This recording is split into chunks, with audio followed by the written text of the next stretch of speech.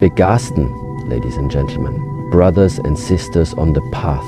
We live in a world where appearances are crafted and words are polished, but true character, the essence of who someone is, does not lie in what they say or how they dress, but it is revealed quietly and consistently in two areas: how a person behaves when they have power and how they respond when they are powerless. Power does not change people, it reveals them.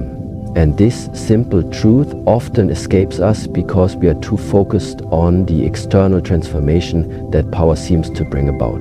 We think someone has become arrogant after success or ruthless after gaining authority. But in truth, what we see is not change, it is unveiling. When power enters someone's life, it acts like fire. Fire doesn't create the qualities in the metal, it only reveals what was already there. If the metal is impure, the fire exposes the weakness, and if it is strong, the fire shows its strength. Power does the same with people. Consider a man who has struggled for years with humility and kindness. He receives a position of leadership and suddenly he speaks with confidence. His voice carries weight and people listen. Many might say, power has made him proud. But if you observe carefully, you will see he is not unkind. He does not belittle, he remains grounded. The confidence was always there, quietly waiting for permission to speak. Power gave it the stage, but it also gave his humility the same stage. And you see it in how he listens, how he gives credit, how he remembers those who helped him along the way. On the other hand, observe someone who once seemed soft-spoken, cooperative. Power arrives and suddenly they become aggressive, dismissive, even cruel. You think they have changed, but they have not. The craving for dominance was always inside them. The bitterness, the resentment, the need to control, all of it was waiting for a moment to rise. Power did not corrupt them. It simply opened the door to what had been hiding behind politeness. This is why we must pay close attention when people are elevated, not only to leaders or public figures, but to ourselves and those around us. When someone is given more responsibility, when they are placed above others, even slightly, you begin to see their truth. How do they handle disagreement? How do they use their authority? Do they seek to understand or only to be obeyed? Do they build others or do they feed their own ego? These are not surface reactions, these are reflections of what has lived in their mind quietly through the years. I once witnessed a man placed in charge of a small team. Before that, he was always quiet, always helpful, but with a little power, everything changed.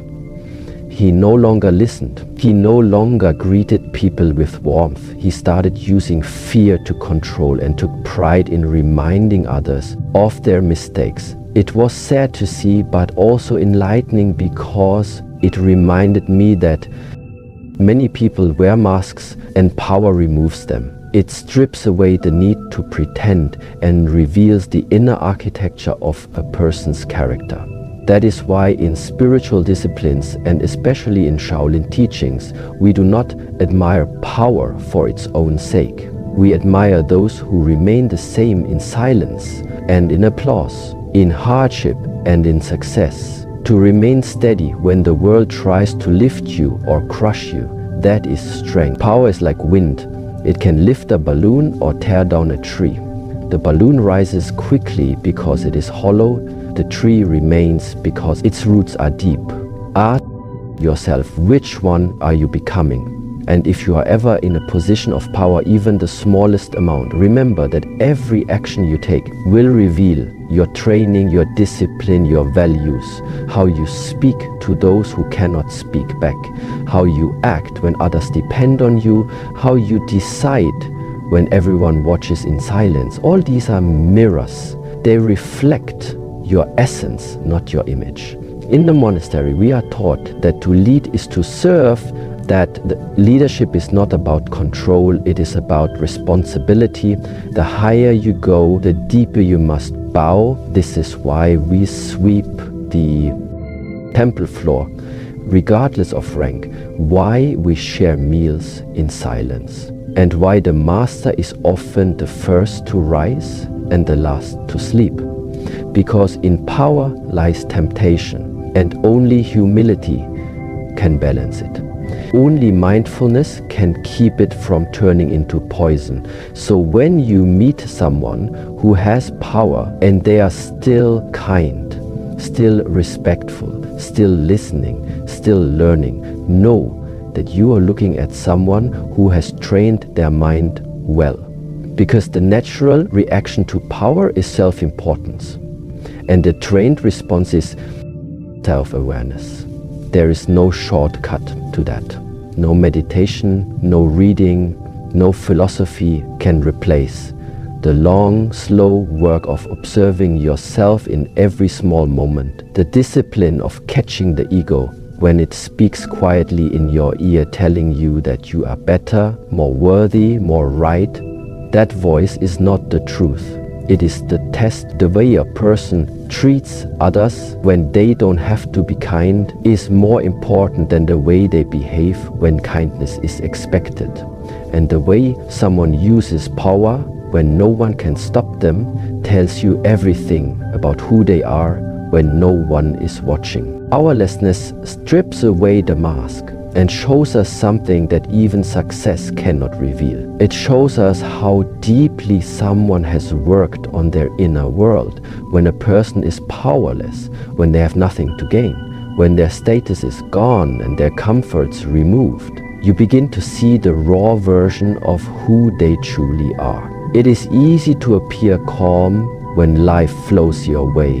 It is easy to be generous when you have more than enough. But when things are taken from you, when you are denied, when you are overlooked and unseen, that is when the real self steps forward. Imagine someone who speaks often of patience and peace. They teach others to stay composed and to trust life. Then something doesn't go their way. They lose a job, or someone wrongs them, or they fail after great effort. Watch how they react in that moment. If anger rises immediately if they blame others, if they speak words filled with bitterness and resentment, then you are seeing the parts they could hide while they felt in control. Powerlessness has removed the mask, and in its place stands not the image they tried to project, but the person they truly are inside. This is not to judge, but to understand. Everyone struggles, everyone breaks sometimes, but the one who breathes through the pain, who pauses before reacting, who accepts the fall with humility and uses it to learn and rebuild, that person is walking the path of discipline. Life will always test us with failure more often than with success. It is in those moments of weakness that we are given a gift, not the gift of shame or regret, but the gift of insight. A mirror showing us where our practice is still shallow, where the ego still clings tightly. The Shaolin path teaches that external hardship is not the enemy. It is a teacher. When the body is tired, when the muscles ache, when the cold bites and comfort is gone, the mind starts to speak honestly. You cannot hide behind roles or appearances. The thoughts you feed daily become louder. If you have built your mind on anger or pride or fear, those will rise to the surface. If you have fed your mind with patience, discipline and compassion, those will become your response. Not because you planned it, but because training always shows itself under pressure. Think about how many people change when they lose status or attention. One moment they are kind and helpful, and the next they become silent, withdrawn, bitter. Or they begin to harm others with their words, trying to pull someone down so they feel less low. That is not powerlessness causing pain. That is pain revealing the untrained mind. You cannot prepare for these moments with wishful thinking. You must prepare with daily awareness. Picture thoughts when you are accountable so you can stay steady when comfort disappears. There is a story in our tradition of a monk who spent 10 years meditating in the mountains. People admired him for his peaceful nature, but one day a traveler spilled hot tea on him by accident. The monk shouted in rage and threw the cup across the room. The traveler bowed deeply and said, "Forgive me, master. I thought you had trained your mind." The monk lowered his head and said, "I have trained for 10 years in silence, but I forgot to train for the moments I feel powerless." In that moment, he learned something far more valuable than he had in all his silent sitting. We must not seek powerlessness, but we must respect it when it comes. Loss, pain, rejection, and failure are not punishments. They are gates. Gates that open only in those seasons and show us the unfinished parts of ourselves. If you watch someone during their low moments with care and attention, you will learn who they truly are, how they treat those still in power, how they carry themselves when no one claps, how they speak of others when they themselves feel forgotten. These are signs of character, far more accurate than any success story. If you are in a moment of powerlessness, do not rush to escape it. Be there fully. Observe the thoughts that visit you. Are they cruel or kind? Are they filled with fear or courage? Let these moments inform your next steps, not shame you. Use them as a reminder to return to your breath, to your posture, to your training. Ask yourself, what can I learn from this silence? How can I grow without applause? How do I carry myself when I feel unseen? These are sacred questions, not just for monks, but for anyone who walks a path of truth. Because power will come and go, but who you are in its absence stays with you always. Let that part be strong. Let that part be peaceful. Let that part rise even when the world tries to keep it small. The mind reveals itself through small reactions, and in this truth lies the quiet key to understanding human character. Not in grand speeches or dramatic choices, but in the little moments where awareness slips and instinct takes over. A person may prepare their words and polish their image, but when something unexpected happens, when a routine is disturbed or a plan is blocked, then the surface cracks and what lies beneath begins to show. These reactions happen quickly, with no time for control, and they say far more than we think. Watch how someone responds when they are interrupted while speaking, or when a stranger makes a small mistake in front of them. Do they show patience or irritation? Do their eyes soften or narrow? Does their tone stay calm or sharpen without effort? These are not trained performances. These are expressions of what the mind has been practicing in private. Every thought that repeats in the mind builds a path, and when action is required, quickly the body follows that path without hesitation. This is why the small moments matter so deeply, not because they are more important than big choices, but because they are more honest. They slip through the cracks of control. If someone treats a person with kindness only when being watched, that kindness is not yet real. If someone is respectful only to those in power, that respect is not yet rooted. But if you see someone gently correct a child who makes a mess, or silently pick up trash on the ground, or speak with warmth to someone others overlook, then you are seeing something real. You are seeing a mind trained not for praise but for presence. In the Shaolin tradition, we are taught to see life not as a series of events, but as a flowing pattern of reactions. Every gesture, every breath, every glance becomes a reflection of the inner state. This is why we bow even when no one is watching, why we fold our clothes with care even when alone, why we sit with our back straight even in the early morning cold, because how you do anything becomes how you do everything. And in those habits, the truth of the mind is slowly revealed. Consider how easy it is to overlook the tone of your voice or the expression on your face. Yet, these are the things people feel most deeply. A sigh before a response, a raised eyebrow, a distracted glance while someone speaks. These small signals tell more than long explanations. They are the body speaking the language of the mind. If your thoughts are sharp, your words will cut without effort. If your heart is heavy, your posture will fold without permission. If your mind is calm, your presence will comfort without trying. That is why discipline is not only about what you do, but how you do it. You may cook a meal, sweep a floor, write a letter, speak to a friend or a stranger. But the way you move, the intention behind your action, the care in your touch, these are all expressions of your state of being. And so, if you want to know yourself better, do not wait for a crisis or a moment of glory. Just watch how you behave in ordinary time. Do you hurry through small tasks? Do you lose patience over small delays? Do you listen while thinking of your reply? Or do you pause, breathe, listen, and respond from stillness? These are not just behaviors.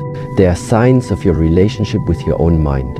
People often search for deep truths in complex philosophies, but overlook the quiet truths sitting in their everyday life. The way someone greets you in the morning, the way they say goodbye, the way they handle waiting or being wrong. These are lessons in awareness. And if you sharpen your eyes and open your heart, you will learn more in a day of watching than in a year of talking. The world becomes your teacher. Your own reactions become your classroom. If you find yourself reacting harshly in small situations, do not hide from it. Do not justify it. Simply observe. The goal is not to be perfect, but to be aware. And with awareness comes the space to shift. If you breathe before speaking, if you soften before judging, if you pause before reacting, you begin to rewire the path of the mind. Slowly, your first response becomes more aligned with your deeper values.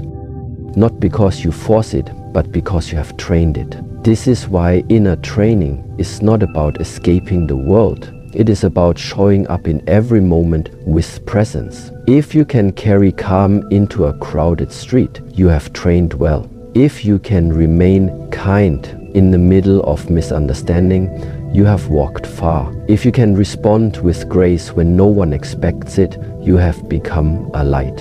And this light does not need words. It is felt in the air around you, in your small reactions, in your quiet strength, in the way you simply are. Real character is built in stillness. And this stillness is not just the absence of sound, but the absence of noise within. It is the space where you meet yourself without roles, without expectations, without performance. In this space, there is no audience to impress, no goal to chase, no one to applaud or criticize. It is only you and the truth of what you have built inside. The world is often loud, fast, and demanding, but the essence of who you are is not shaped there. It is shaped in quiet hours when no one is watching, when nothing is happening, and when your only task is to sit, breathe, and be. Stillness reveals what distraction hides. When you remove the noise of daily life, the roles, the routines, the conversations, what remains is the raw material of your being. Are you restless or content? Are you afraid to be alone or grateful for the silence? These questions are not answered in words, but in the way your body feels when stillness enters. Do you reach for your phone for a task, for something to fill the space? Or do you stay with yourself long enough to understand your thoughts, your patterns, your emotions? This is where real character begins. Not in action, but in awareness. Many people confuse character with personality or performance. They think being polite is character, they think being liked is character, but these are external effects. True character is what you return to when the performance is over. It is the set of choices you make without needing recognition. It is the discipline you keep without needing reward. It is the integrity you maintain without needing praise. These qualities are forged in the space between doing and reacting, in the sacred pause that stillness offers you. In the monastery, we are taught that stillness is not an escape from life. It is preparation for it. Before we speak, we breathe. Before we move, we watch. Before we act, we observe the intention behind the action. This practice is not dramatic, but it is deep. It shapes your center so that when life shakes you, you do not collapse. When storms come and emotions rise, your stability is not found in control, but in clarity. And that clarity is born from the stillness you have practiced over time. It is in these quiet moments that you begin to see the small lies you tell yourself, the silent fears you carry, the ego-driven thoughts that disguise themselves as wisdom. Stillness is like water settling. At first it is cloudy and full of motion. But if you wait long enough, it becomes clear. In that clarity, you start to make different choices. Not because someone told you to, but because you can finally see what serves your growth and what keeps you stuck. You can test this easily. Spend one day in silence. Turn off the noise. Be with yourself. Watch your mind. You will notice how quickly it runs, how uncomfortable it becomes, how often it resists the moment. But if you stay with it, if you let the discomfort pass without reacting, something shifts. You begin to notice your breath, your heartbeat, the space around you. And in that noticing, a sense of presence returns. You are not your thoughts, you are the one watching them. This realization builds strength that no outer success can offer. In a world that pushes speed and constant reaction, the ability to remain still is a rare and powerful skill. It allows you to respond instead of react, to listen instead of assume, to reflect instead of repeat. And when others around you are driven by urgency, your calm presence becomes a light. Not because you are superior, but because you are steady, not because you control life, but because you have trained. Hold your mind not to be controlled by it. Real character is not formed when things are easy. It is formed in moments when you feel lost, when you feel unsure, when you feel unseen. And in those moments, if you can sit in stillness, if you can remain with yourself without trying to escape, if you can hold the discomfort with gentle awareness, you will find a strength that does not need to shout. You will discover a wisdom that does not come from books or teachers, but from the quiet voice inside you that speaks only when you are ready to listen. This is why the great masters do not speak often. Their words are few, but their presence is full, because they have spent years in stillness, not doing nothing, but doing the deepest work of all, observing, understanding, letting go. Their character is not built from opinion, but from experience, from countless moments of choosing awareness over distraction, presence over escape, truth over comfort. You do not need to be in a monastery to build this kind of character. You only need to make time for stillness. Begin with one breath, one moment of attention. Sit with it, return to it, let it grow, and slowly, without force, your actions will change. Your choices will align. Your life will reflect the peace you have cultivated within. So to see someone's true character, pay attention to how they act with power and how they respond in its absence. And more importantly, ask yourself, what do my actions say when I'm tested? Because life will always test you, not to break you, but to reveal you. Thank you.